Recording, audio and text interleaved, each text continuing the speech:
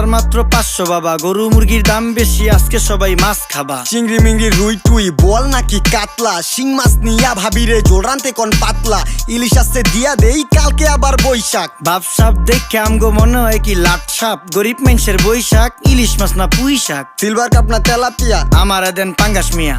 এই মাছ ধরতেও ঘিন লাগে হাত দিয়া। দেখছেন কি কয়, হের লাগে গিনা, বাজারের সব জিনিসই স্বর্ণের দামে কিনা।